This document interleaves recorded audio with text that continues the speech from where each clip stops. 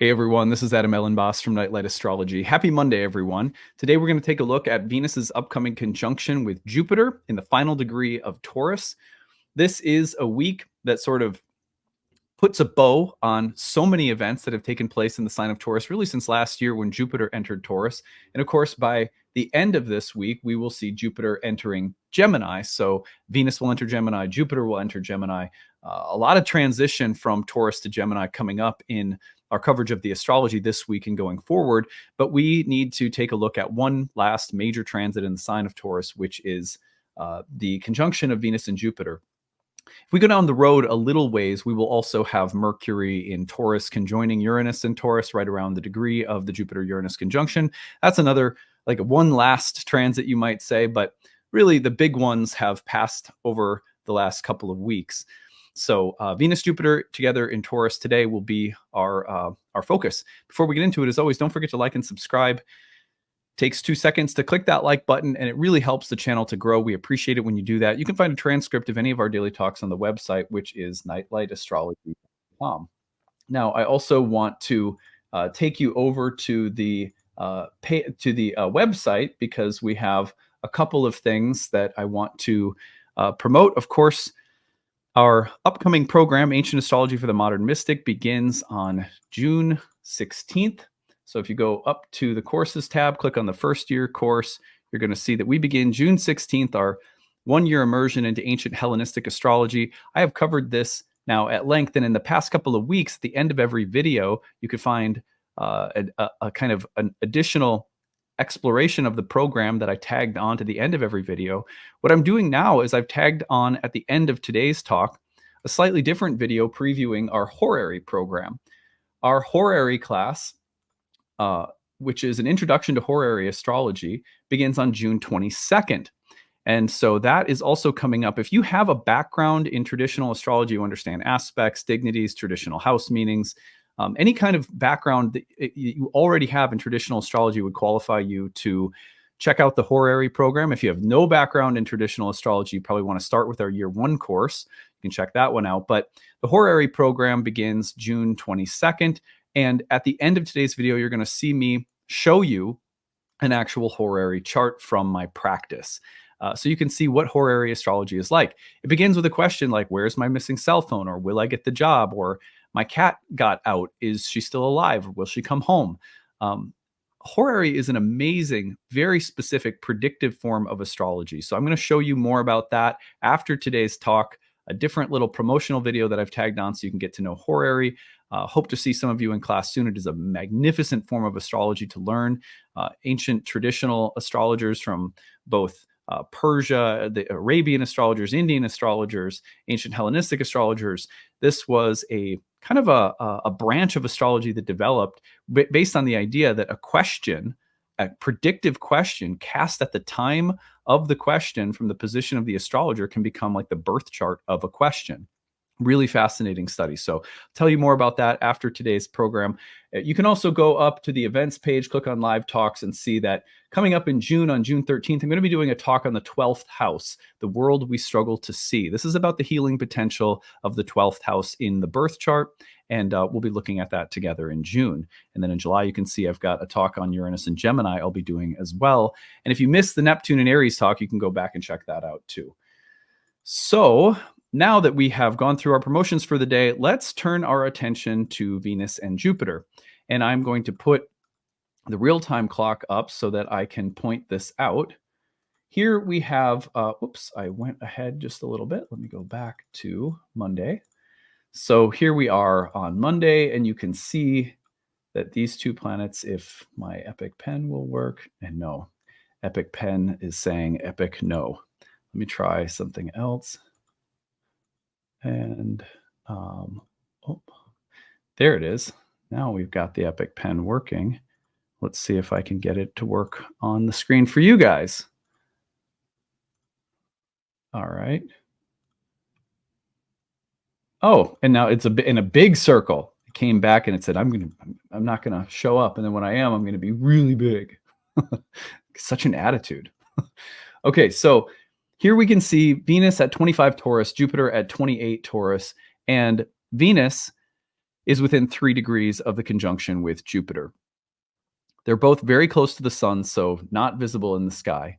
Uh, Venus is, of course, protected from the combustion by virtue of being in her own chariot. Jupiter has just gone through the synodic reset. I think you guys might have heard me talk about the fact that synodic reset with Jupiter can mean the death and rebirth of Jupiterian figures or people who resemble Jupiter in some way. What's really interesting is that as that conjunction was coming through, one of the most important mentors in my life, the person who acted as my literary agent, who gave me my writing gig at Reality Sandwich, who helped publish my book and allowed me to start writing about astrology from the platform of Reality Sandwich, which led to my entire career. His name was Ken Jordan, and he just passed as the conjunction to Jupiter was coming through. He passed. What was interesting was that there was a lunar eclipse that fell on my natal Jupiter in the 6th house. And I had this thought, I wonder if a teacher of mine will get sick or maybe die or something like that. And it was very sudden. He got sick and passed really quickly. And I found out the news and I was so sad, man. I was just so sad. A truly Jupiterian person in my life, someone who opened so many doors in my profession that would set me on the path that I'm on now, passed away. If you ever knew Reality Sandwich, Ken was very much the genius behind Reality Sandwich, along with a few others.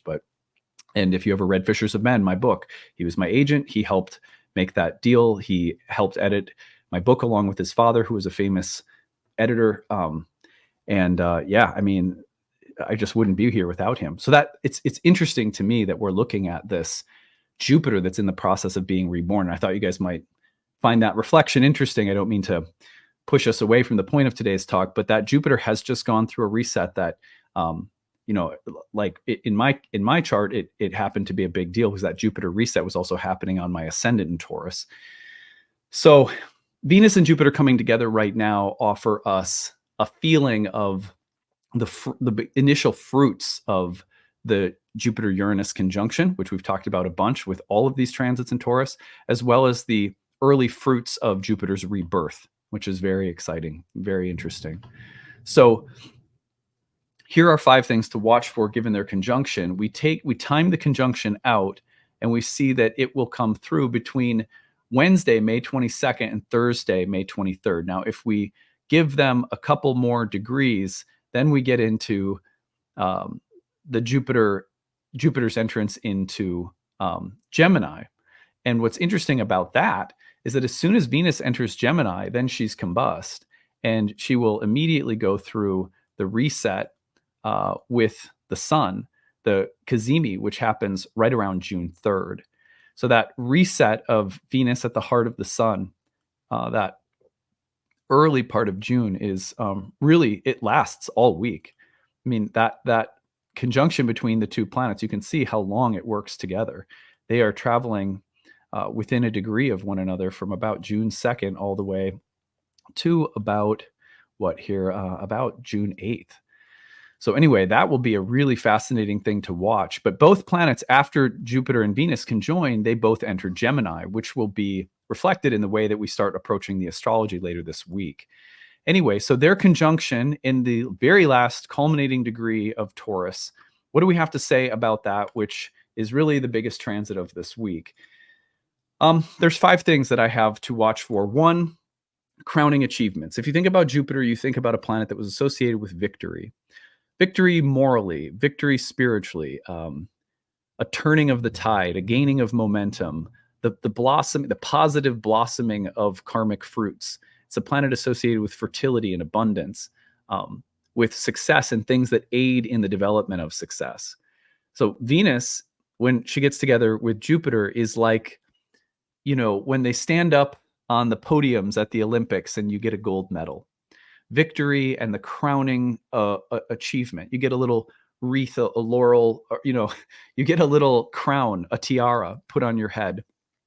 So Venus adorns Jupiter to create a feeling of crowning achievements, of things that are showing or displaying the success or beauty of something. So you think about Venus conjoining Jupiter, and you think of the image of the crown or the tiara or the wreath or the bouquet, something that signifies you are loved, you are successful, you are happy, you are promoted, congratulations are in order, things like that. That's one possibility. It doesn't necessarily mean someone's going to send you flowers, though it could. But number two would be the blossoming of previous intentions and efforts, where Venus and Jupiter are both planets that are associated with fertility. And so when the two planets get together in a very, this is the exaltation of the moon, the domicile of Venus, it's an earthy Venusian sign. The two planets get together and you see something like the blossoming or the showing or the expression of something that is rich and beautiful and sort of powerful.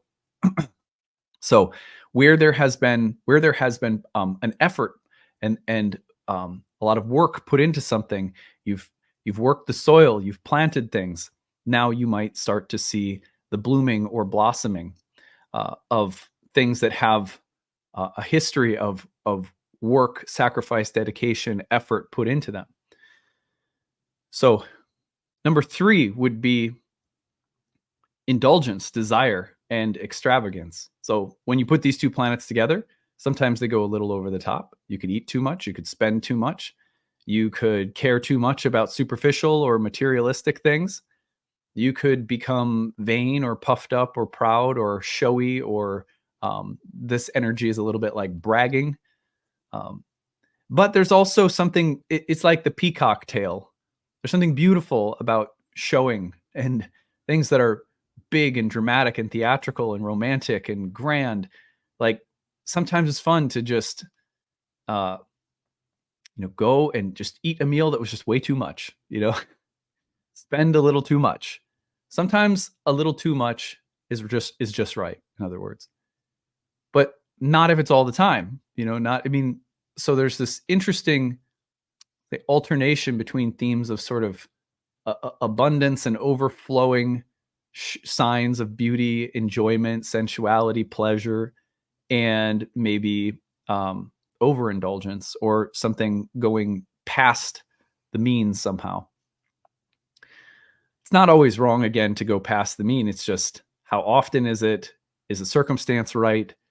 But those are things to watch for this week, the kind of over-the-topness of Jupiter and Venus. Number four would be the wisdom of Venus. And we say this because Jupiter is a planet that is associated with wisdom and understanding. You think of Jupiter as the ideal institutions of a society and religion, academics and universities. And when you put Venus with Jupiter, you get the expression of feminine wisdom. You get an inspiring art professor or an inspiring women's studies program, or learning about agriculture and gardening, or learning something about the body, or going to massage school, where you learn the techniques of acupressure, something like that. So anything that would give knowledge, wisdom, or understanding of the body, of the feminine, of sexuality, of women, of earth, of the goddess, even groups of women, or the celebration of your girlfriend who's graduating from her master's degree, something like that. So when you place Venus and Jupiter together, you get this, you get the guru as the goddess. That makes sense. So think of that as a metaphor, of course. That's the wisdom of Venus, very much in the air right now. And then number five would be an amplification of the Jupiter-Uranus conjunction. Let's go back and look at this. So if we go back just a little bit from this time at the end of May to the end of April. So here at the end of April, at the 21st degree, Jupiter and Uranus got together in Taurus. There they are. Now, since then, we have had the Sun cross over the Jupiter and Uranus dynamic. And then Venus crossed over. And now, at the very last degrees of Taurus, Venus and Jupiter are getting together. So in horary, by the way, when a planet goes and through aspect hits one planet and then another, it has the effect of bringing those two planets together through its body and its translation of the lights of the planets. So you could think about this, just kind of symbolically speaking, as Venus bringing Jupiter and Uranus back together. At the final degree of Taurus, this kind of culminating space where the two benefics are together, you do get the feeling of this kind of reiteration of an amplification of the recent Jupiter-Uranus dynamic. This is happening just about 30 days out from the Jupiter-Uranus conjunction. Now, the last thing we have to consider is, again, later this week, we're going to look at the fact that both Jupiter and Venus enter Gemini. If we look forward a little bit more, we're going to see that we have a new moon while Venus is Cazimi in Gemini. That's fantastic. While the ruler Mercury is there, while Jupiter is there. I mean, just a very powerful new moon in Gemini coming.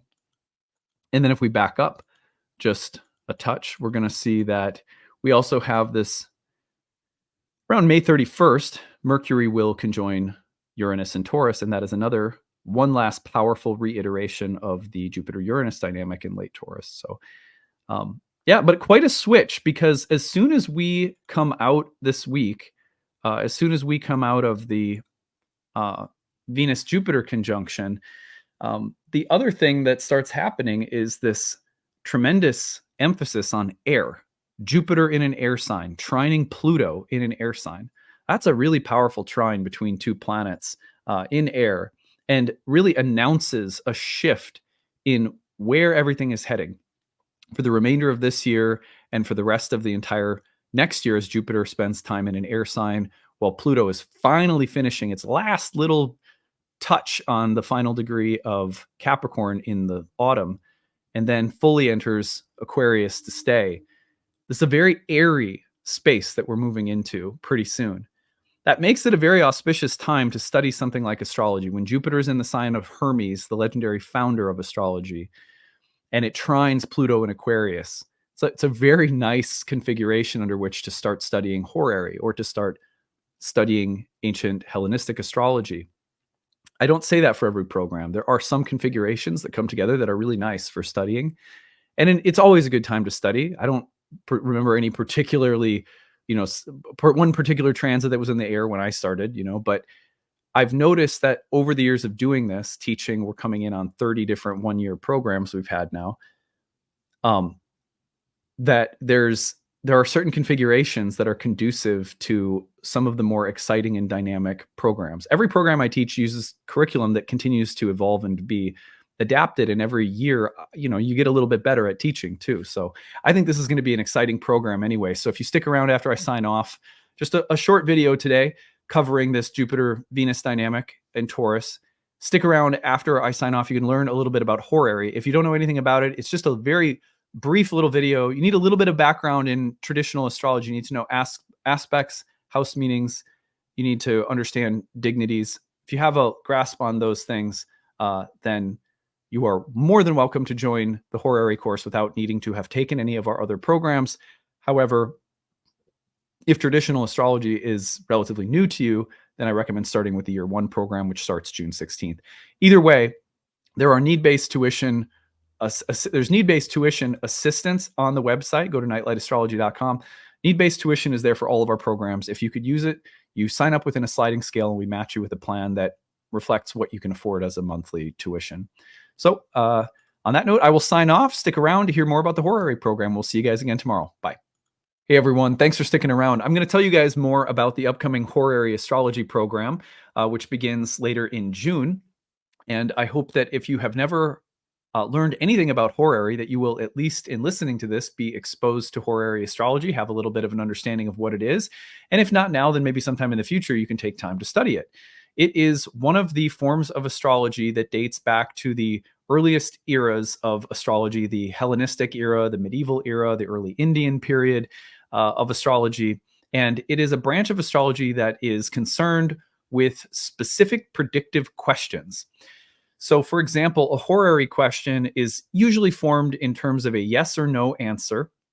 and it is cast from the location of the astrologer at the time that the astrologer receives the question. So a typical horary question might be, will I get the job? Or will we get married? Or my cat went missing, will she come back? There are applications of horary astrology that involve the location of missing items, like where is my missing pen?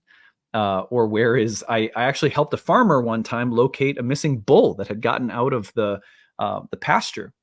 So it's a very, really fascinating form of astrology. It's very old, and it is like the birth chart of a question, a predictive question. So again, if I receive a question from someone and it's like, will I get the job? Then I cast that chart at the time I get the question. I usually use the receipt of the email time. And then I cast a chart for that question. And there are a series of traditional techniques that have been around for a very long time, thousands of years, that are used to determine the answer to that question. So with that in mind, let me show you a chart and you can learn, see what it's like in real time. So this chart is, the question that was asked is, will my spouse keep his job? This is a woman who had some very good reason to worry that her spouse might be getting laid off. And so she wanted to know so she could prepare herself, is he in fact going to be laid off from his job? And so when I receive that question, that's a horary question. When I receive it at 9:03 a.m. on April 10th of 2023, a little over a year ago, here in Minnetonka, Minnesota, where I live, I cast a chart that becomes the birth chart of that question. I then use a series of techniques, and that's what you're going to learn in the horary program, are those techniques that go into answering all different kinds of questions. Questions about jobs, questions about money, questions about health, questions about marriage or relationships, questions about babies, questions about in pregnancy. I mean, you name it. And even missing pets and people and missing items. You see a lot of different approaches in horary. And so over the course of a year, we study those approaches to different kinds of questions, and we practice and practice with different charts of different questions, learning the techniques so that we can have this predictive tool in our kit as an astrologer. So anyway, here's a question, will spouse keep his job? In horary, what happens is you are always looking at the planets that represent the people and aspects of the question. The person asking the question is called the querent.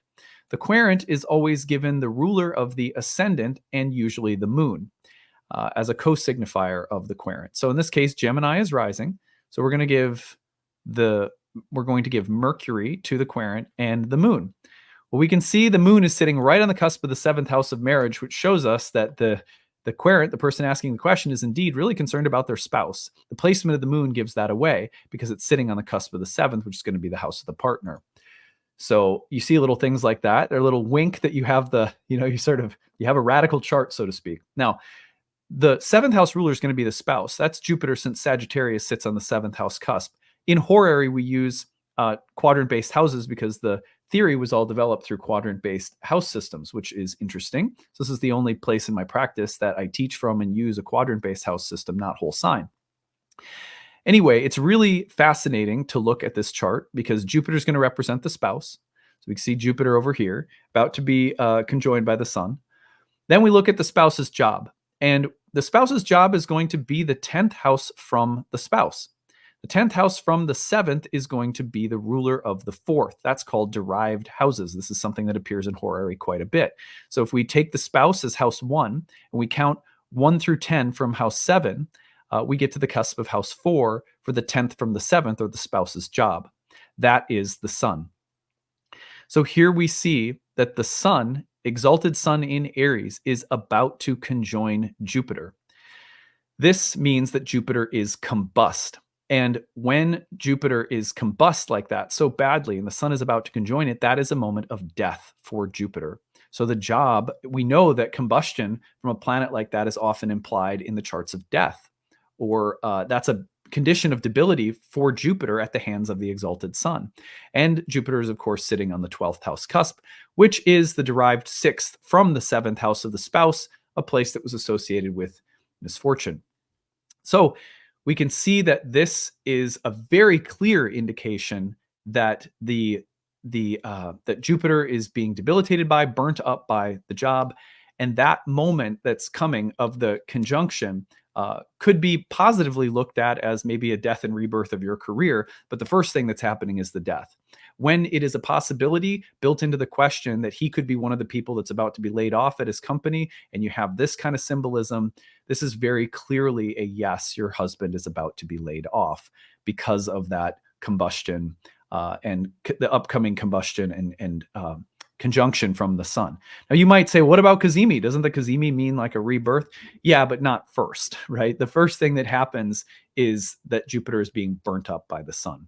When the sun is the job and Jupiter is the spouse, and there is a possibility that this kind of event happens, then yes, that is exactly what happens. We can also see if we take out the outer planets, which is something we toggle back and forth in our horary class.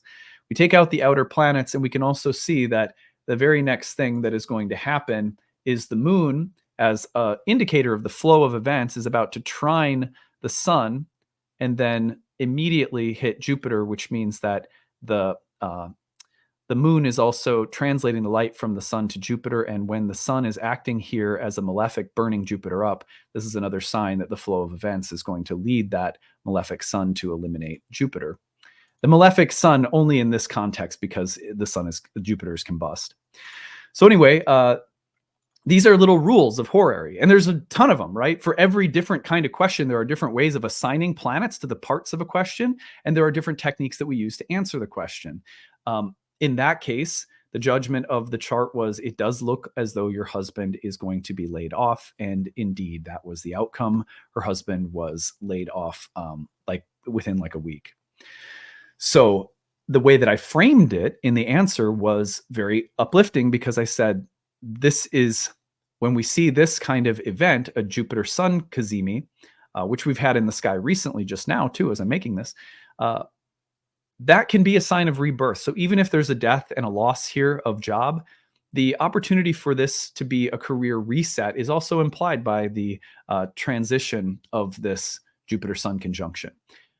And she did write to me later in the summer last year to tell me that he found a new job. So, and it was indeed a positive reset. So half of the art of horary is delivering the news. How do you deliver a predictive result without increasing someone's anxiety, in a way that's constructive? How do we take what we see and translate it for someone when the question is predictive? And there's often a lot of, people have a lot of emotion invested in the outcome. So this is a beautiful form of astrology. If you are interested in studying it, here is how to register. You go over to the website, which is nightlightastrology.com, and you are going to go to the courses page. And when you're on the courses page, you're going to click on the horary course. You need to have a background in understanding dignities, aspects, and house meanings. And then it starts on June 22nd. At the bottom, you will find that there is need-based tuition assistance.